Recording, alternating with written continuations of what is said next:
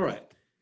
So probably the easiest way to calculate limits is when we get to put in our direct substitution formula.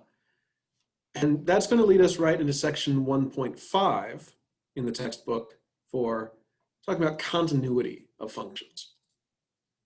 So the idea for continuity is that we really like these functions where, let's say I'm taking the limit as x approaches 3.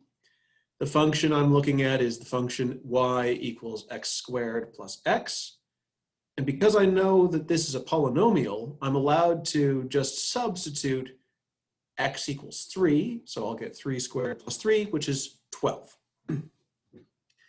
And in my previous lectures, I've said how polynomials have the direct substitution property, rational functions have this property, radical functions have this property, the sine and cosine functions have this property, and so on.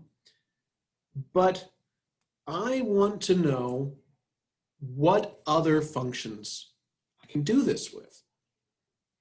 So I could have a more complicated function like f of x equals sine cubed of the square root of x.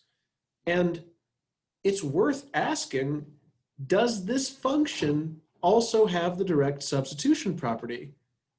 The way it's written, it's not one of the ones that was on my list from last time.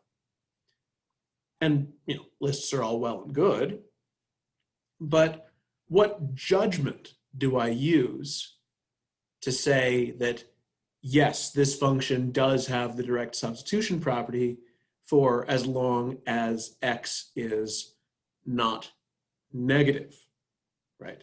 This function doesn't have negative numbers in its domain. So I'm going to have to say direct substitution property a lot. And I don't want to do that. So instead, I'm going to introduce some new vocabulary to talk about certain kinds of functions. The vocabulary is we're talking about continuous functions. So for right now, I'm going to say that the function f of x is continuous at the point x equals a under 2 conditions. Number 1, f at a has to exist. So I need a function for which my formula is actually defined for the value x equals a. That's condition number 1. Condition number 2 says that the limit as x approaches a of the function f has to equal f of a. So this is just the direct substitution rule again. And so if the function satisfies the direct substitution property at some coordinate x equals a, I will say that the function f is continuous.